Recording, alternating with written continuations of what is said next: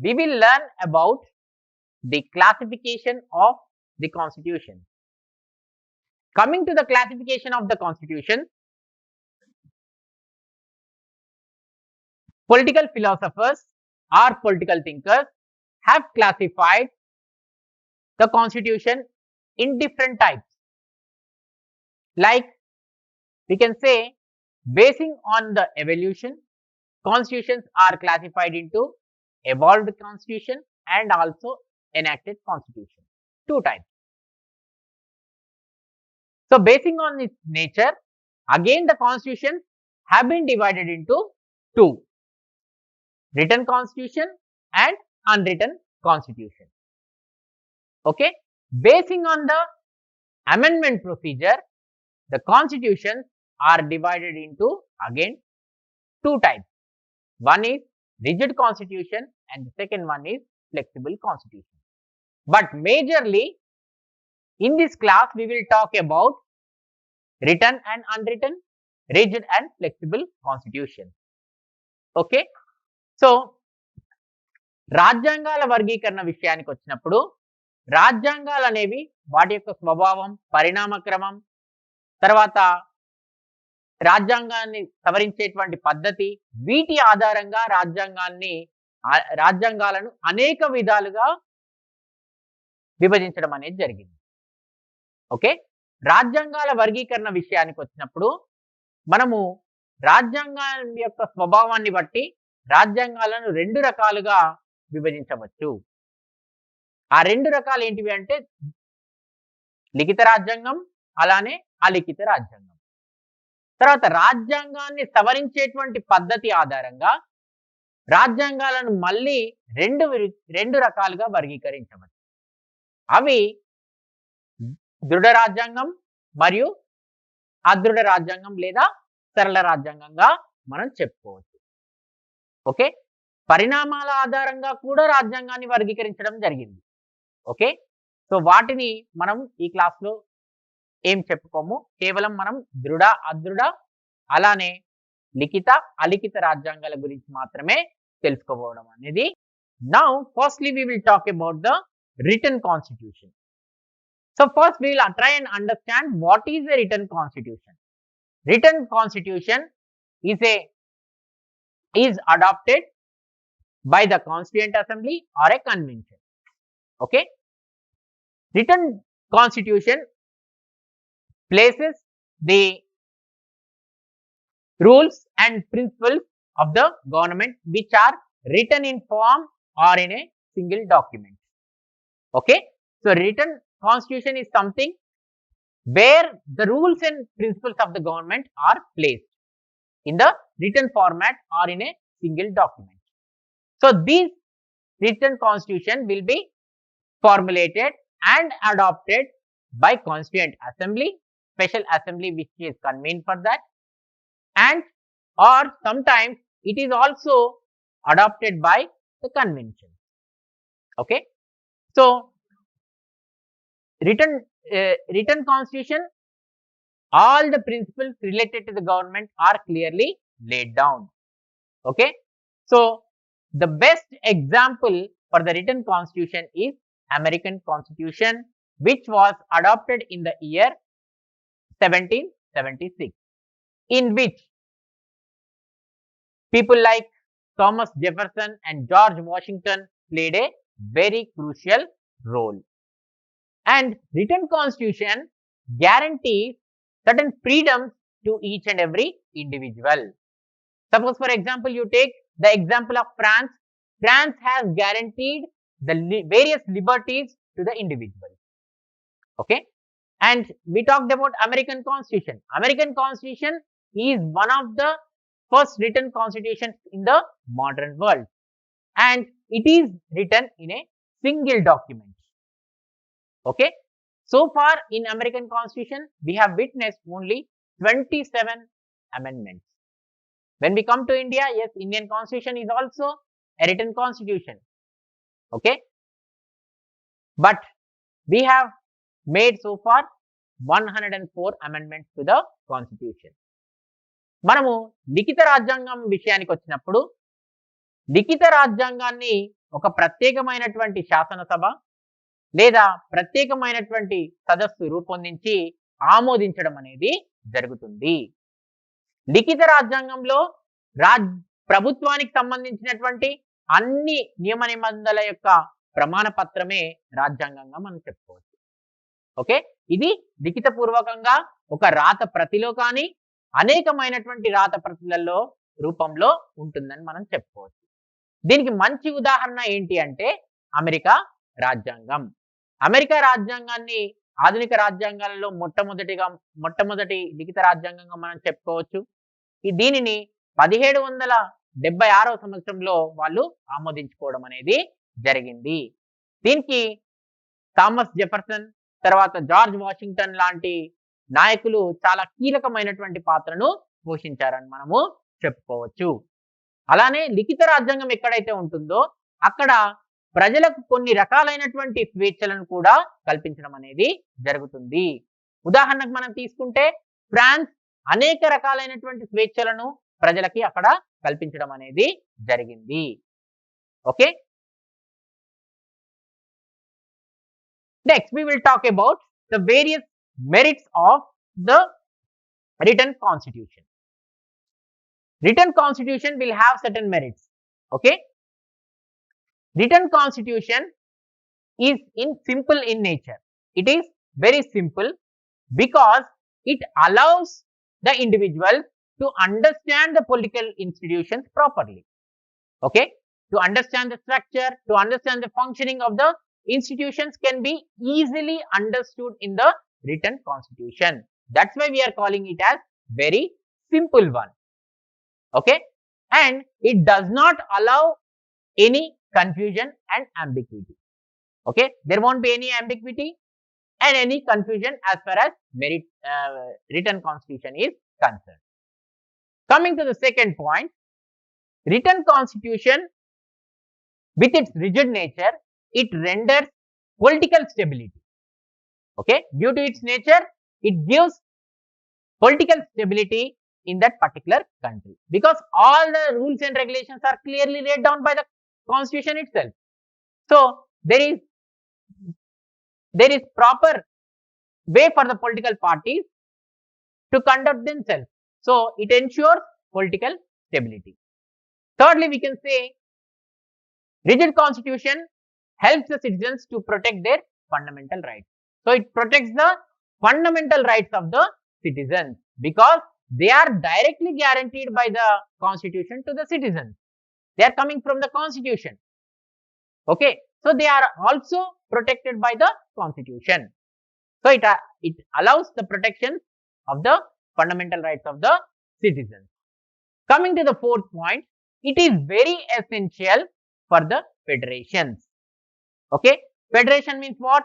There exist two types of government. So written constitution maintains equilibrium by dividing the powers between the two governments. Okay, it maintains the equilibrium. Equally the powers are divided in the federation.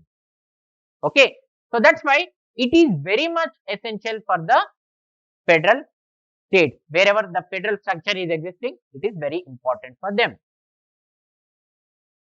Fifthly, we can say it is clear, it clearly gives importance to the aspirations and wishes of the people.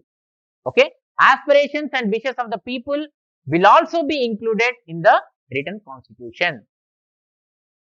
Sixthly, it regulates the various organs of the government. That means the limitations, the powers and functions were all drawn from the constitution itself. So that's why it acts as a regulator of the various organs of the government. Seventhly, we can say it ensures the independent judiciary. It makes sure that judiciary remains independently. That means there will be separate provisions will be laid down by the constitution for the existence of judiciary. Okay, so మనకి ప్రయోజనాల విషయానికి వచ్చినప్పుడు లిఖిత రాజ్యాంగంలో అనేకమైనటువంటి ప్రయోజనాలు ఉంటాయని మనం చెప్పుకోవచ్చు. ఇది ముఖ్యంగా చాలా సులభతరమైనటువంటి విధంగా ఉంటుందని చెప్పుకోవచ్చు. ఎందుకనంటే ఇది ఎటువంటి గందరగోళానికి తావు ఇవ్వకుండా ఉంటుంది. అంటే ఇది చాలా సులభ శైలిలో లిఖించబడి ఉంటుంది కాబట్టి ప్రతి ఒక్కరూ కూడా అక్కడ ఉన్నటువంటి రాజకీయ సంస్థల్ని వాటి యొక్క నిర్మాణాన్ని అర్థం చేసుకోవడానికి అవకాశం అనేది ఈ రాజ్యాంగం, లిఖిత రాజ్యాంగం అనేది అవకాశం కల్పిస్తుందని చెప్పుకోవచ్చు. ఇక రెండో అంశం వచ్చేసరికి లిఖిత రాజ్యాంగం అనేది రాజకీయ సుస్థిరతను కల్పిస్తుందని చెప్పుకోవచ్చు. అంటే రాజకీయ ప్రభుత్వం విషయంలో రాజకీయ పార్టీలకు సంబంధించి లిఖిత రాజ్యాంగమే ఉంటుంది కాబట్టి దానికి సంబంధించినటువంటి నియమ నిబంధనలు కూడా స్పష్టంగా ఉంటాయి కాబట్టి ఓకే, ప్రతిసారి కూడా వాళ్ళకి ఇష్టం వచ్చినట్టు మార్చడానికి అవకాశం లేదు కాబట్టి ఇది తద్వారా రాజకీయపరమైనటువంటి స్థిరత్వాన్ని కూడా కల్పిస్తుందని చెప్పుకోవచ్చు. ఇక మూడో అంశం విషయానికి వస్తే పౌరులకు సంబంధించినటువంటి హక్కులు విధులను కూడా ఇది కాపాడుతుందని మనము చెప్పుకోవచ్చు. ఎందుకంటే హక్కులు అనేవి రాజ్యాంగం ద్వారానే పౌరులకు కల్పించబడతాయి కాబట్టి అదే రాజ్యాంగం పౌరుల యొక్క ప్రాథమిక హక్కులకు కూడా సరైనటువంటి రక్షణ కూడా కల్పిస్తుందని చెప్పుకోవచ్చు. రాజ్యాంగమే కల్పిస్తుంది కాబట్టి హక్కులను వాటిని ఎలా కాపాడుకోవాలో కూడా రాజ్యాంగం ద్వారా కొన్ని మనకి భద్రతలను రాజ్యాంగమే సూచించడం అనేది జరుగుతుంది. ఇక నాలుగో అంశం విషయానికి వచ్చినట్టయితే సమాఖ్య ప్రభుత్వానికి ఇది తప్పనిసరి అయినటువంటి రాజ్యాంగంగా మనం చెప్పుకోవచ్చు. ఎందుకంటే సమాఖ్య వ్యవస్థలో మనకి రెండు రకాలైనటువంటి ప్రభుత్వాలు ఉంటాయి. ఈ రెండు రకాలైనటువంటి ప్రభుత్వాలు ఖచ్చితంగా రెండు రకాలైనటువంటి ప్రభుత్వాల మధ్యలో సమానంగా అధికారాల పంపిణీ అనేది జరగాలి. ఇది కేవలం లిఖిత రాజ్యాంగం ద్వారానే సాధ్యపడుతుంది కాబట్టి ఇది సమాఖ్య వ్యవస్థకు చాలా అనుకూలంగా ఉంటుందని మనం చెప్పుకోవచ్చు. ఇక ఐదో అంశం విషయానికి వస్తే ప్రజల ఆకాంక్షలకు, కోరికలకు, ప్రజల అవసరాలకు ఇది ఎక్కువగా ప్రాధాన్యత ఇస్తుందని చెప్పుకోవచ్చు. ఓకే, అంటే ప్రజల యొక్క ఆకాంక్షలు, కోరికలు కూడా రాజ్యాంగంలో పొందుపరచబడతాయి.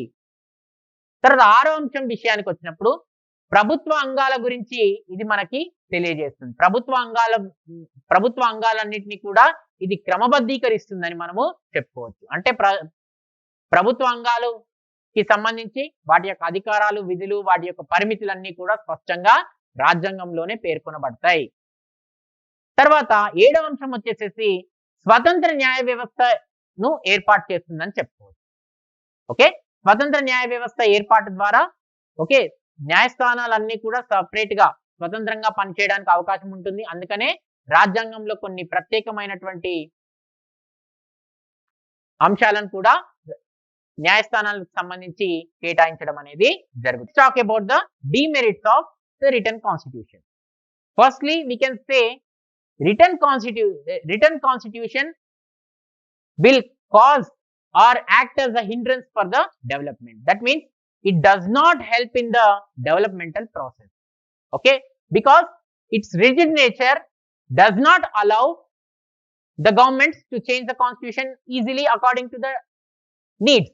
So therefore it won't help the developmental process. It becomes an hindrance to the developmental process. Secondly we can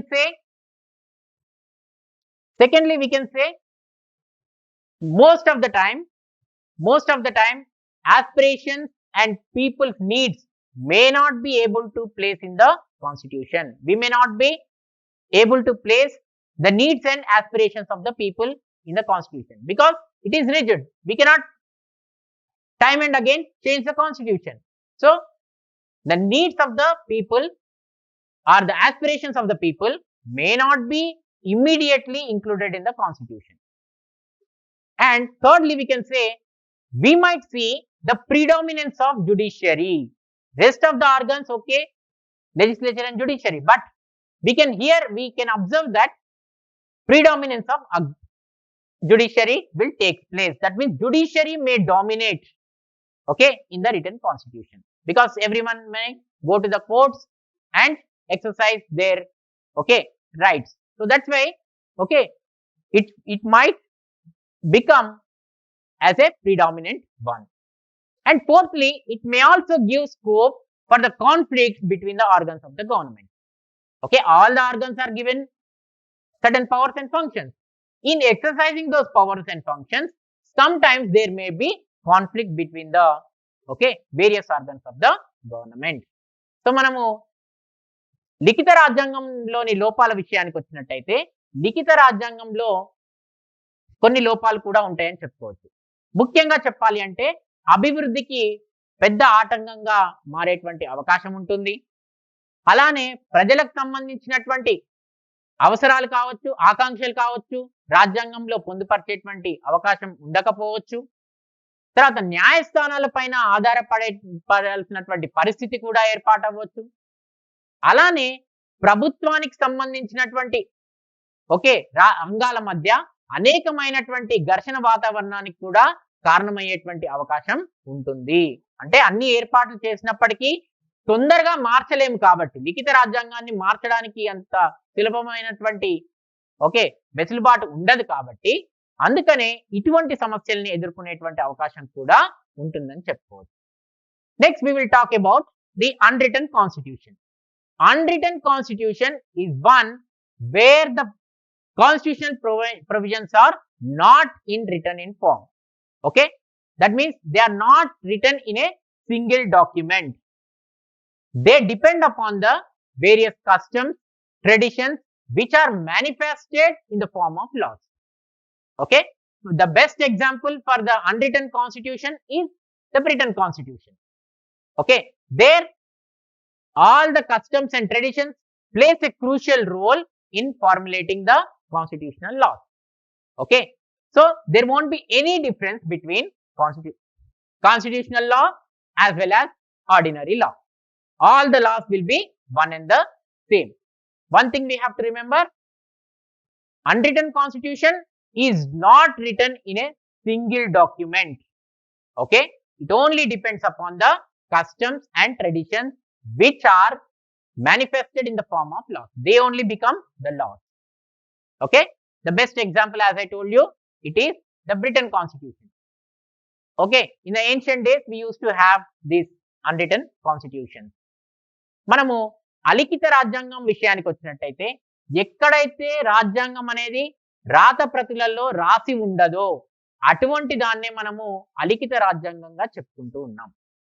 అలిఖిత రాజ్యాంగానికి ముఖ్యమైనటువంటి ఆధారం ఏంటిది అంటే అక్కడ ఉన్నటువంటి సాంప్రదాయాలు, ఆచారాలు. అటువంటి సాంప్రదాయాలు, ఆచారాలే చట్టాల రూపంలో అమలు చేయబడతాయి. అవే రాజ్యాంగానికి ముఖ్య ఆధారంగా ఉంటాయని చెప్పుకోవచ్చు. ఉదాహరణకి బ్రిటన్ రాజ్యాంగం. ఓకే, అంటే ఎక్కడైతే రాజ్యాంగం అనేది లిఖితపూర్వకంగా ఉండదో, రాసి ఉండదో దాన్నే మనము అలిఖిత రాజ్యాంగంగా చెప్పుకోవడం జరుగుతుంది. Now let's talk about the merits. Firstly, unwritten constitution is evolutionary in nature. It undergoes evolution as it aims the bettering the best. It always tries to keep the best views in the constitution, best provisions in the constitution. Secondly, the aspirations and the needs of the people can be easily accommodated in the constitution. Okay, easily we can place the needs and wishes of the people in the constitution because it is unwritten in form. Whatever people follow will be easily accommodated in the constitution. Thirdly, we can say it does not give any scope for the revolution or agitations because it concedes to the demands of the people. All the demands of the people will be immediately accepted and they will be placed in the constitution. So therefore, there is no scope for the revolutions and agitations. మనకి ముఖ్యంగా చెప్పాలి అంటే అలిఖిత రాజ్యాంగం అనేది పరిణామ క్రమంలో ఉంటుంది కాబట్టి దాన్ని ఎప్పుడంటే అప్పుడు మార్చడానికి అవకాశం అనేది ఉంటుంది. అంటే ప్రతిసారి కూడా మంచి అంశాలను తొందరగా ఆ రాజ్యాంగంలో పొందుపరచడానికి అవకాశం అనేది ఉంటుంది. మారుతున్నటువంటి కాలాన్ని బట్టి తొందరగా వాటిని ఆమోదించవచ్చు. తర్వాత ప్రజల యొక్క అవసరాలని, ప్రజల యొక్క కోరికల్ని కూడా రాజ్యాంగంలో పొందుపరచడానికి ఇది అవకాశం కల్పిస్తుంది. ఇక మూడో అంశం విషయానికి వస్తే ఎటువంటి విప్లవాలకు కానీ ఎటువంటి ఉద్యమాలకు కానీ ఇది అవకాశం ఇవ్వదు. ఎందుకంటే ప్రజల యొక్క కోరికలన్నీ కూడా తొందరగా ఆమోదించబడి రాజ్యాంగంలో పొందుపరచడం అనేది జరుగుతుంది కాబట్టి ఇది ఎటువంటి విప్లవాలకు కానీ ఎటువంటి ఉద్యమాలకు కానీ అవకాశం అనేది. Now we will talk about the demerits of the unwritten constitution. It changes frequently.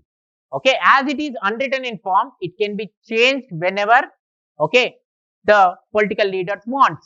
So it might not ensure political stability. It weakens the political governments or political stability. Okay. Then secondly, it is not suitable for the federation. It is not suitable to the federal governments. Wherever federal governments are existing, it is not suitable for those countries. Okay. And thirdly, we may not be able to protect the rights and freedoms of the individual. It may not be able to protect the rights and freedoms of the individual. Fourthly, parliament may dominate, okay, when compared to other organs. Parliament may play a crucial role and they can do whatever the laws they feel like. Okay. So here the predominance of parliament may take place. Finally, it is informal in nature. Okay. It is very much informal in nature. So మనకి అలిఖిత రాజ్యాంగంలో కొన్ని okay లోపాలు కూడా ఉన్నాయని చెప్పుకోవచ్చు.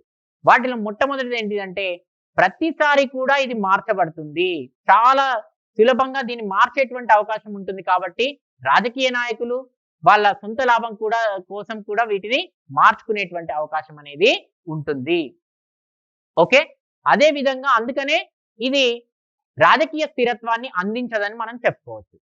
ఇక రెండో అంశం విషయానికి వస్తే ఇది సమాఖ్య వ్యవస్థకు అంత అనుకూలమైనది కాదు అని చెప్పుకోవచ్చు. ఎందుకంటే సమాఖ్య వ్యవస్థలో రెండు రకాలైనటువంటి ప్రభుత్వాలు ఉంటాయి కాబట్టి అలిఖిత రాజ్యాంగం అంతా సమర్థవంతంగా ఉండదని మనము చెప్పుకోవచ్చు. ఇక మూడో అంశం విషయానికి వస్తే పార్లమెంటే ఇక్కడ ఎక్కువ ఆధిపత్యాన్ని చెలాయించేటువంటి అవకాశం కూడా ఉంటుంది. ఎందుకంటే పార్లమెంటును ఎప్పుడంటే అప్పుడు పార్లమెంట్ ద్వారానే చట్టాలు అనేవి మార్చబడతాయి కాబట్టి ఇక్కడ పార్లమెంట్ అనేది చాలా కీలకమైనటువంటి పాత్రను పోషిస్తుంది. ఇక నాలుగో అంశం విషయానికి వస్తే ప్రజల యొక్క స్వేచ్ఛలకు హక్కులకు ఎటువంటి రక్షణ అనేది ఉండదు. ఎందుకంటే అవి అలిఖిత పూర్వకంగా రాజ్యాంగం ఉన్నట్టయితే అది ఎటువంటి రక్షణలు కూడా ప్రజల యొక్క హక్కుల విషయంలో కావచ్చు, స్వేచ్ఛల విషయంలో కావచ్చు కల్పించదని మనం చెప్పుకోవచ్చు. తర్వాత ఐదో అంశం విషయానికి వస్తే ఇది కేవలం లాంఛనప్రాయమైనటువంటిదిగా మనం చెప్పుకోవచ్చు. కేవలం రాజ్యాంగం ఉంది అంటే ఉంది అన్నట్టే ఉంటుంది తప్ప ఇది ఓకే మనకి మనకి దృఢ రాజ్యాంగం పనిచేసినంత ఇదిగా ఇది పనిచేయదని మనం చెప్పుకోవచ్చు. Now we will try and note the differences between okay written and unwritten constitution. So now we understood what is a written constitution and what is an unwritten constitution. So easily we can understand the differences between them. Firstly, coming to the written constitution is a single document or it is a series of documents where the rules and regulations or the principles of the government are clearly mentioned on which the government will function accordingly. When we come to the unwritten constitution, it is not written in form. Okay, it depends upon the customs, traditions and usages. Okay, so that's why it is not written in form. They only become the laws in that particular state. Coming to the second point, all the basic provisions in the written constitution are clearly mentioned. When we come to the unwritten constitution, all the basic principles are in the format of customs, traditions and usages. Thirdly, the written constitution is formulated and adopted by constituent assembly, constituted at a particular time. When we come to the unwritten constitution also comprises certain written elements, but they are evolutionary in nature. From time to time there will be certain laws which are enacted and that it is based on the fundamental charters which are enacted by that parliament from time to time. Fourthly, it cannot be amended easily. An unwritten constitution can be amended very easily. Coming to the fifth point, it is prepared at a particular time And unwritten constitution is evolutionary in nature. That means it keeps on changing. Sixthly, it is suitable for the federation, and unwritten constitution is not suitable to the federation. It suits only the unitary types of government. Seventhly, it is rigid in nature and unwritten constitution is flexible in nature. So మనకి లిఖిత అలిఖిత రాజ్యాంగాల మధ్య ఉన్నటువంటి వ్యత్యాసాలను కూడా తెలుసుకోవాలి. లిఖిత రాజ్యాంగం అనేది ఒక లిఖితపూర్వకమైనటువంటి రాత ప్రతి లేదా రాత ప్రతులలో పొందుపరచబడి ఉంటుంది. అంటే ప్రభుత్వానికి సంబంధించినటువంటి అన్ని నియమ నిబంధనలు కూడా దీంట్లో స్పష్టంగా పేర్కొనడం అనేది జరుగుతుంది. అలానే అలిఖిత రాజ్యాంగం విషయానికి వస్తే ఇటువంటి ఏర్పాటు ఏది కూడా ఉండదు. ఇవి కేవలం సాంప్రదాయాలు, ఆచారాలు, వాడుకలపైనే ఆధారపడి చట్టాలు అనేవి అమల్లోకి రావడం జరుగుతుంది. ఇక రెండో అంశం విషయానికి వస్తే రాజ్యాంగంలో ఉన్నటువంటి అంశాలన్నీ కూడా స్పష్టంగా పేర్కొనడం అనేది లిఖిత రాజ్యాంగంలో జరుగుతుంది. కానీ అలిఖిత రాజ్యాంగం విషయానికి వస్తే మళ్ళీ అవి ఆచారాలు, సాంప్రదాయాలు, వాడుకల పైనే ఆధారపడి ఉంటాయని చెప్పుకోవచ్చు.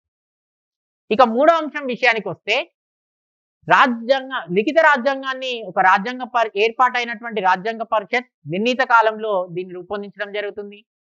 కానీ అలిఖిత రాజ్యాంగం విషయానికి వస్తే ఇది ఎక్కడా కూడా చాలా వరకు రాజ్యాంగంలోని అంశాలు ఎక్కడా కూడా రాసి ఉండవు. అవి కొన్ని చట్టాల ద్వారా, కొన్ని పార్లమెంట్ చేసేటువంటి చట్టాల ద్వారా అమల్లోకి రావడం అనేది జరుగుతుంది. ఇక నాలుగో అంశం విషయానికి వస్తే లిఖిత రాజ్యాంగాన్ని అంత సులభంగా సవరించలేము. కానీ అలిఖిత రాజ్యాంగాన్ని మాత్రం చాలా సులభంగా సవరించవచ్చు. అంటే మార్పులు చేయడానికి చాలా ఈజీగా ఉంటుంది. ఐదో అంశం విషయానికి వస్తే మనకి లిఖిత రాజ్యాంగం అనేది నిర్ణీత కాలంలో రూపొందించబడింది.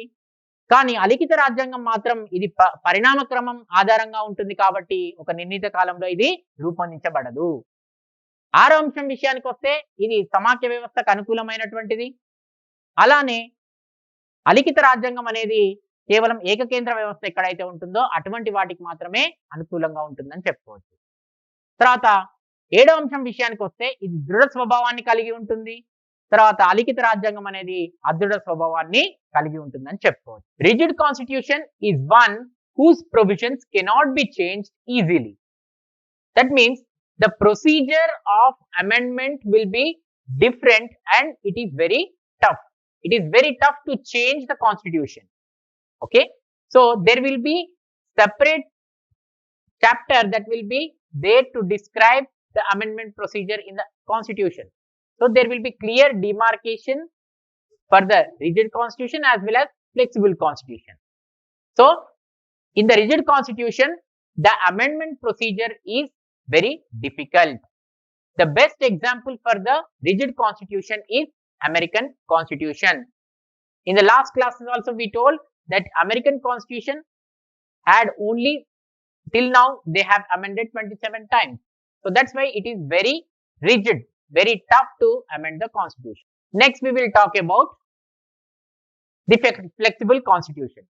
Flexible constitution is one whose provisions can be changed easily. That means the flexible constitution can be amended very easily. There won't be any difference between the ordinary laws and constitutional laws. They follow the same procedure as ordinary laws itself. Okay, the best example for this is Britain Constitution. Okay,